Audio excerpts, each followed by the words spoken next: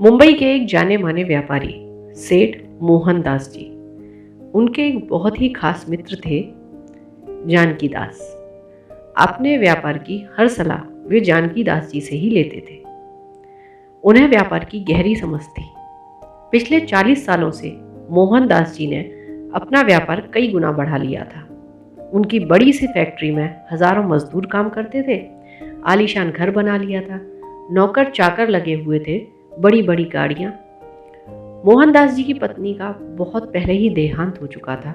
उनका एक बेटा था जिसे उन्होंने बहुत लाड से पाला था। उसका नाम दिनेश था। दिनेश को सेठ जी ने पढ़ने के लिए अमेरिका भेज रखा था। एक दिन अचानक सेठ जी की तबीयत बहुत खराब हो गई। उन्होंने अपने दोस्त को बुलवा भेजा।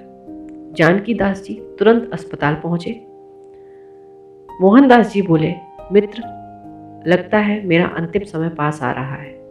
मेरे जाने के बाद मेरे बेटे का ध्यान रखना। जानकी दास जी ने कहा, ऐसा क्यों बोल रहे हो मित्र? तुम ठीक हो जाओगे। यहाँ इलाज नहीं हो पाया तो हम विदेश चलेंगे। इस पर मोहनदास जी बोले, बस मेरा एक काम कर दो, किसी तरह से मेरे बेटे को बुला दो, मैं उसे एक बार देखना चाहता हूँ। जानकी दास जी ने बिना देर किए दिनेश के आने का इंतजाम कर दिया। अगले दिन दोपहर तक दिनेश अपने पिता के पास पहुंच गया। उसे देखकर मोहनदास जी ने चैन की सांस ली। उन्होंने अपने बेटे से कहा कि बेटा, मैं तुमसे कुछ कहना चाहता हूँ। मेरे जाने के बाद सारा व्यापार तुम्हें ही संभालना है। एक बात याद रखना, जब भी किसी मुसीबत में फंस जाओ जिसमें से निकलना तुम्हारे वश में ना हो, तो मेरे मित्र जानकी दास को याद करना, वे तुम्हें हर मुसीबत से निकाल लेंगे। दिनेश बोला, पापा, आप ठीक हो जाएंगे, आपके सिवा मेरा है ही कौन। मोहनदास जी ने कहा, बेटा, मेरी 3 बातें याद रखना, जीवन में बहुत काम आएंगी। पहली बात, कभी किसी गरीब पर तरस मत खाना। दूसरी बात, कभी किसी अमीर से दोस्ती मत करना। और तीसरी बात, अंधेरे में घर से बाहर मत निकलना। दिनेश ने ध्यान से अपने पिता की बातें सुनी। कुछ देर बाद जानकी दास जी भी अस्पताल पहुंच गए। शाम के समय मोहनदास जी ने इस संसार से विदा ली। पूरे घर में शोक का माहौल था। अंतिम यात्रा की तैयारी हो रही थी। जानकी दास सारी व्यवस्था देख रहे थे। बीच बीच में वे दिनेश को संभाल भी रहे थे। इसी तरह समय बीत गया। करीब 1 महीने तक दिनेश पिता के शोक में घर में बैठा रहा। एक दिन जानकी दास जी उससे मिलने आए। वो बोले, बेटा, अब तुम्हें तुम्हारे पापा का बिजनेस संभालना चाहिए। उनकी भी यही इच्छा थी। दिनेश ने उनकी बात मान ली और अगले दिन से ऑफिस जाना शुरू कर दिया। कुछ दिन तक जानकी दास जी उसके साथ जाते और उसे बिजनेस की सारी बातें सिखाते। कुछ दिन बाद दिनेश सब समझ गया तो जानकी दास जी ने आना बंद कर दिया। एक दिन दिनेश बैठकर सोच रहा था, तभी उसे अपने पिता की 3 बातें याद आईं। इसी बीच दिवाली आने वाली थी। मजदूरों को बोनस दिया जाना था। मैनेजर फाइल लेकर दिनेश के पास पहुंचा। मैनेजर बोला, सर, ये मजदूरों के बोनस की फाइल है। उन्हें हम 1 महीने का बोनस देते हैं। दिनेश को याद आया कि पापा ने कहा था कि गरीबों पर तरस मत खाना। उसने कहा, नहीं, किसी को बोनस नहीं मिलेगा। ये काम करते हैं, हम इन्हें सैलरी देते हैं। बोनस ना मिलने से मजदूर भड़क जाते हैं। अब वे बहुत काम करते हैं। सब इधर उधर समय बर्बाद कर अपने घर चले जाते हैं। इससे काम में घाटा होने लगा। इसी बीच बहुत से व्यापारी जो दिनेश की कंपनी से माल लेते थे, वे दिनेश से मिलने आते थे। लेकिन दिनेश को पिता की दूसरी बात याद थी कि अमीर से दोस्ती मत करना। इसलिए वह उनसे ठीक से बात नहीं करता, उन्हें उल्टा सीधा बोलकर भगा देता था। इससे कंपनी को ऑर्डर मिलने कम हो गए। इसके साथ ही दिनेश को रात को कहीं जाना होता था तो वह अपने साथ 2-3 लड़के साथ लेकर चलता था, जो बड़े से जनरेटर के साथ रथ सजाकर पूरी रोशनी लेकर चलते थे। इससे शहर में जाम लग जाता था। घंटों जाम में फंसे रहने से दिनेश परेशान हो गया। उसका व्यापार धीरे धीरे घाटे में बदलने लगा। उसे कुछ समझ ही नहीं आ रहा था। एक दिन उसने जानकी दास जी को बुलवाया।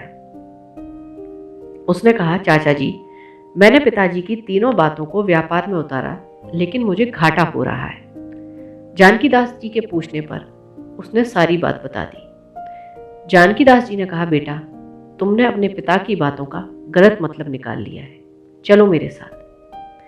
वे उसे एक रास्ते पर ले गए। वहां कुछ गरीब बैठे थे।